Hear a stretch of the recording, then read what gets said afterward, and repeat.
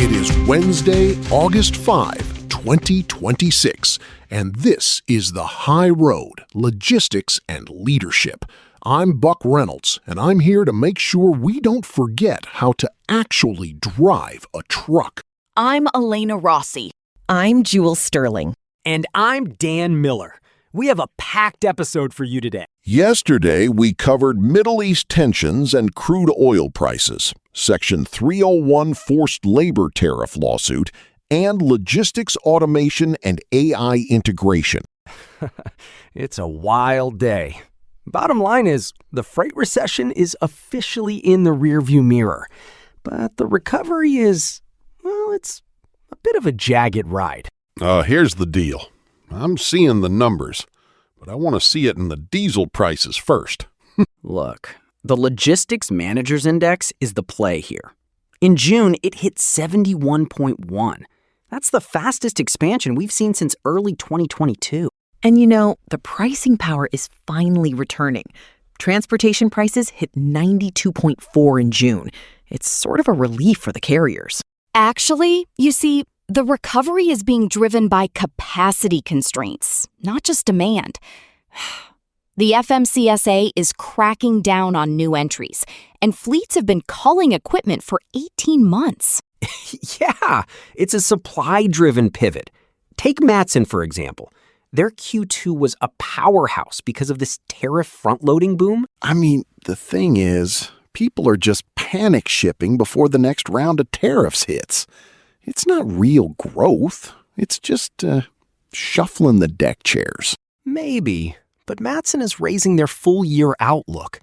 When the ocean carriers are this happy, the dock-to-door flow usually follows. Speaking of flow, let's look at the big money moves.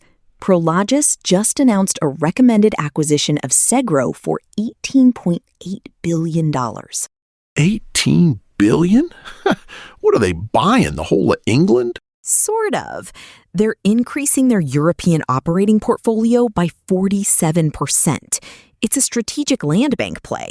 This is what I call moating. They aren't just buying warehouses. They're securing the last-mile hubs and data centers. If I may, the real value here is the energy infrastructure. AI-driven logistics require massive power. Segro has the footprint that supports that. And it's really about that 1-hour delivery window. You can't do that if your warehouse is 50 miles outside the city. I just remember when a hub was a place where you could get a decent cup of coffee and a nap. Now it's all digital twins and energy grids. It's a chess game, Buck. Prologis is just taking the center of the board. Well, while they're playing chess, Europe is literally drying up. I mean, look at the Rhine and the Danube. It's catastrophic. Satellite imagery from Copernicus shows the channels are basically sandbanks right now. My thing is, you can't move freight if there's no water. Barge operators are running at 50% capacity just to keep from grounding out. And it's not just the boats, you know? The energy side is hitting a wall. Hungary had to shut down the Pox nuclear plant because the Danube was too low to cool the reactors. That's a nightmare scenario.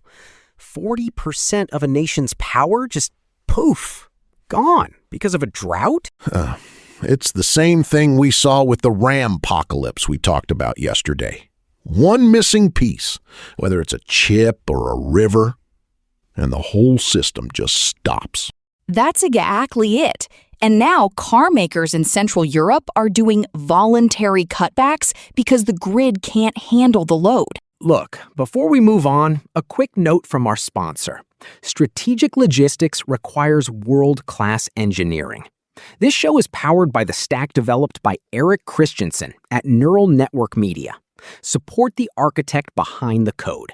Visit our Patreon at patreon.com/neuralnetworkmedia for a free trial and access to our daily briefing PDF.com. Okay, switching gears to the last mile. Amazon is making a move that's going to make a lot of traditional LTL carriers very nervous. Here's the play. Amazon Freight LTL is now open to all businesses, not just the ones selling on their site. Wait, so they're just What, becoming a common carrier now? Exactly. They've got 80,000 trailers and 24,000 containers. They're targeting the B2B pallet market with next-day live pickups. It's the professionalization of the last mile. They're moving away from the residential doorstep and moving toward the loading dock. Which is where the risk increases. Palletized B2B freight has different liability profiles than a cardboard box on a porch. Right. But they're using AI for automated appointment scheduling. They're trying to remove the friction that usually kills LTL margins. I mean, I've seen automated schedules fail when a driver hits a wreck on I-80. A computer doesn't know how to tell a shipper that the road is a parking lot. That's where the human relationship comes in, you know? UPS is trying to do the same with their new SMB dashboard. They're trying to win back the small businesses with better digital tools. Digital tools are great, but they don't protect you from the courtroom. And that brings us to the real horror story of the week. We have to talk about the $604 million nuclear verdict against C.H. Robinson. $600 million? For one crash? A Dallas County jury. And the worst part isn't the number, it's the precedent. This is the post-Montgomery era. I remember Montgomery. That's the one that stripped the broker's liability shield, right? Exactly. The jury didn't just find the broker negligent in hiring the carrier. They deemed the independent driver a co-employee of the broker. Wait, so the broker is now legally responsible for the driver as if they owned the truck? That's an existential threat to the whole brokerage model. Look, CEO David Bozeman is appealing it. He says it was decided on emotion, not law. But if this holds, every single broker in the country is a target. Actually, you see, it's already happening. A Utah jury just awarded $86 million against QXO, even though the carrier wasn't found negligent. The negligent hiring standard is being replaced by absolute liability.